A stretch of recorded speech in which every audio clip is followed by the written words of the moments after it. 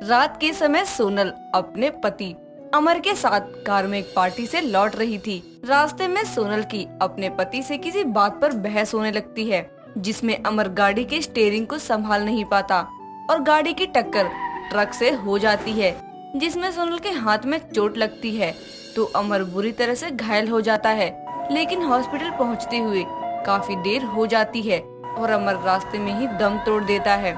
घर में अमर की शोक सभा में सभी नम आंखें लिए बैठे होते हैं।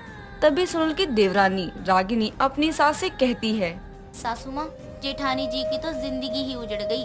देखिए तो सदमे में कैसे चुप बैठी हैं। हाँ छोटी बहू, बेचारी का सुहाग नहीं रहा इस दुनिया में। अपनी जेठानी को संभाल बहू, होनी तो हो गई अब। सब मेरी गलती है, सब मेरी वजह से हुआ है। ना मैं उनसे बहस करती और ना ही ये हादसा होता। अरे जेठानी जी, अभी खुद को दोष देने से क्या फायदा। जेठ जी तो लौटकर आ नहीं जाएंगे। अब तो आप बस अफसोस ही कर सकती हो। छोटी बहू, तो अपनी विधवा जेठानी को दिलासा नहीं दे सकती तो कम से कम अपना मुंह ही बंद रखा कर। अपनी सास के कहने पर रागिनी चुप हो जाती है। इस हादसे को अब 1 महीने का समय बीत जाता है। सब ठीक चल रहा होता है कि एक रोज जब रागिनी पौधों को पानी देने आती है तो देखती है कि गली में रहने वाला बिल्लू नाम का लड़का सब्जी का थैला लिए आ रही उसकी विधवा जेठानी से बात कर रहा होता है, साथ ही उसका हाथ पकड़ने लगता है।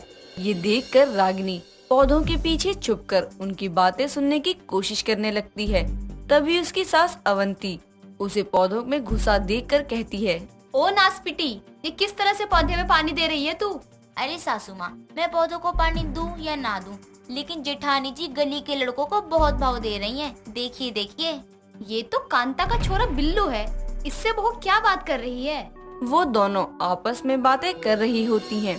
तभी बिल्लू सोनल के हाथ से थैला ले लेता है और सोनल के साथ घर आता है। तो सोनल की सास और देवरानी को बगीचे में खुसर पुसर करता देखकर कहता है, अरे आंटी जी, बगीचे में क्या कर रही हैं? बाहर आइए। हम अपने बगीचे में जो चाहे करें, तुम जेठानी जी के साथ हमारे घर में क्या कर रहे हो? वो सासू माँ, बिल्लू सब्जी का थैला पहुँचाने घर तक आया है। मैंने तो इसे बहुत मना किया, पर ये माना ही नहीं। जबरदस्ती हाथ पकड़ लिया तो मुझे इसे थैला पकड़वाना ही पड़ा। अब गली मोहल्ले में रहते हैं तो मदद तो कर ही सकता हूँ ना मैं। और वैसे भी भाभी जी की मदद करना तो मेरा फर्ज है। अच्छा जी, कभी मेरी मदद तो नहीं की तुमने आज तक। आपकी मदद करने के लिए तो राजीव भैया है ना। बाकी क्या? कुछ नहीं, चलता हूँ अब मैं। इतना कहकर बिल्लू वहाँ से चला जाता है और सोनल भी थैला लिए अंदर चली आती है। तभी रागिनी अपनी सास से कहती है, देख रही हो सासू माँ, जो जेठानी जी गली मोहल्ले में किसी से बात नहीं करती थी, वो अब कैसे बिल्लू से हंस कर बातें कर रही थी। बहू, ऐसा है, अपना दिमाग कम चला। वो बस तेरी भाभी की मदद करने आया था और तू ना अपनी जेठानी से ध्यान हटाकर काम पर ध्यान दे। जी सासू माँ। रागिनी मुंह बनाकर पौधों को पानी देने लगती है। उस दिन के बाद से वो अपनी विधवा जेठानी के बारे में कुछ गलत नहीं सोचा करती थी। लेकिन एक रोज जब वो हॉल में बैठी सब्जी काट रही होती है, तभी सोनल फोन पर बात करती हुई सोफे पर बैठ जाती है। तो रागिनी उसे टोकते हुए कहती है, जेठानी जी, सब्जी मैंने काट दी है, आप खाना बना लेना। तुम भी ना, तुम्हें दिख नहीं रहा मैं बात कर रही हूँ? खुद बना लो ना। नहीं नहीं, तुम्हें नहीं कहा। हाँ बोलो।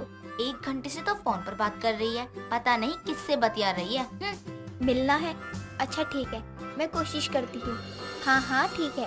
इतना कहकर वो कॉल कट कर देती है और वहाँ से चली जाती है।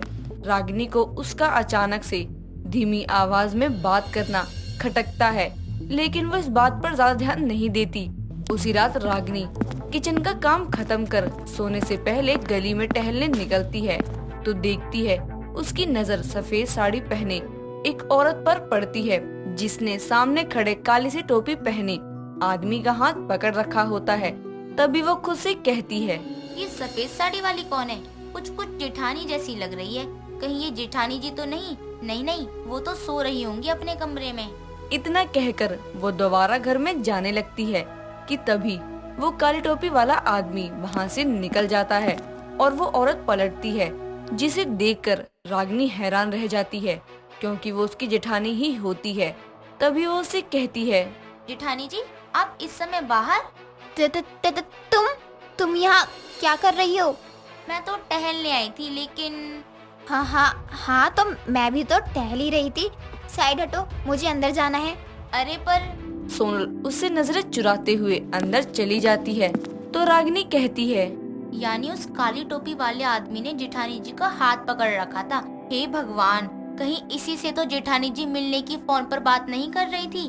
वो जेठानी जी का यार तो नहीं ना? कुछ तो गड़बड़ है। जेठानी जी ऐसे हकला कर बात कर रही थी जैसे उनकी कोई चोरी पकड़ी गई हो। उस दिन के बाद से रागिनी को अपनी विधवा जेठानी पर शक सा होने लगता है, लेकिन वो अपनी सास को इस बारे में कुछ नहीं बताती। एक रोज जेठानी देवरानी बाजार जाती हैं, तो वापस लौटते हुए नुक्कड़ का पनवारी सोनल को आवाज लगाते हुए कहता है, आजी रुकिए तो तनिक। क्या आपने हमसे कुछ कहा क्या? अरे आपसे नहीं, आपकी जेठानी से कह रहे हैं। आप उस दिन ताजा पान का पत्ता मांगी थी ना, आज बिल्कुल ताजा पत्ता है हमारे पास। जेठानी जी, आप पान खाती हैं? कैसी बात कर रही हो देवरानी जी? वो सासू माँ ने पूजा के लिए पान सुपारी लाने को कहा था ना, तो उसी के लिए मैंने पान के पत्ते मांगे थे पनवारी जी से, लेकिन उस दिन ताजा नहीं थे। अच्छा हाँ, तो जल्दी लीजिए और चलिए। आपको जल्दी है तो आप जाइए ना, काहे इनको ले जा रही हैं? सोनल जी, हम क्या कह रहे थे, विधवा होने के बाद आपको बहुत अकेला महसूस होता होगा ना। आप अब दूसरा ब्याह काहे नहीं करने का सोचती हैं? सोनल पनवारी की बातों का कोई जवाब दे इससे पहले ही रागिनी वहाँ से चलती बनती है और सीधा रसोई में चली जाती है। कुछ देर में जब वो सभी के लिए चाय लेकर आती है तो सोनल भी घर आ जाती है। तो अवंती कहती है, कहाँ रह गई थी बहू? अरे सासू माँ, मैं बताती हूँ ना। मेरी विधवा जेठानी जी पनवारी से बतिया रही थी। क्या है ना, पनवारी को इनकी शादी की बहुत फिक्र है। वैसे तो आपको भी इनके अकेलेपन की चिंता होती है, लेकिन जेठानी जी ने तो अपने अकेलेपन को दूर करने के लिए यार बना लिया है ना जेठानी जी? ये क्या बोले जा रही है छोटी बहू? कुछ भी नहीं बोल रही सासू माँ। जेठानी जी का यार है, जिसके साथ मैंने उन्हें खुद रात में उसका हाथ पकड़ते देखा था। आजकल तो आते जाते भी गली का बिल्लू इनकी मदद कर देता है, तो कभी पनवारी जी ने प्यार से आवाज लगाते हैं। विधवा होने के बाद तो लगता है इनकी शर्म कहीं खो गई है। ये क्या बकवास कर रही हो देवरानी जी? बोलने से पहले सोचती क्यों नहीं हो? अब गलत को गलत बोलने से पहले भी सोचना पड़ेगा क्या? मुझे नहीं पता था कि विधवा होते ही आपके रंग देखने को मिलेंगे। ये सब सुन सोनल बहुत दुखी होती है। तभी दरवाजे पर खड़ा ये सब सुन रहा रागिनी का पति राजीव कहता है, रागिनी, अपनी जुबान को लगाम दो, क्योंकि तुम जिसे अपनी जेठानी का यार समझ रही हो ना, वो टोपी वाला और कोई नहीं बल्कि मैं था। और भाभी ने मेरा हाथ नहीं पकड़ा था, बल्कि वो मुझे मूवी की टिकट्स पकड़ा रही थी, क्योंकि उस दिन मैं तुमसे मीटिंग का झूठ बोलकर अपने दोस्तों के साथ मूवी देखने गया था। तुम्हें पता ना चले इसलिए मैंने भाभी से घर के बाहर टिकट मंगवाई थी। इसलिए उस रात में अचानक तुम्हें देखकर घबरा गई थी, कहीं तुम्हें पता तो नहीं चल गया। और रही बात पनवारी की, तो वो पूरा मोहल्ला जानता है कि वो हर आती जाती औरत को छेड़ता है। तुमने उसकी बात तो सुनी, लेकिन मैंने उसे क्या जवाब दिया ये तुमने सुना नहीं रागिनी। भाभी गलत नहीं रागिनी, गलत तुम्हारी सोच है। सारी बातें जानकर उसे समझ आता है कि उसे कितनी बड़ी गलतफहमी थी, जिसके चलते वो शर्मिंदा होकर अपनी जेठानी से माफी मांगती है।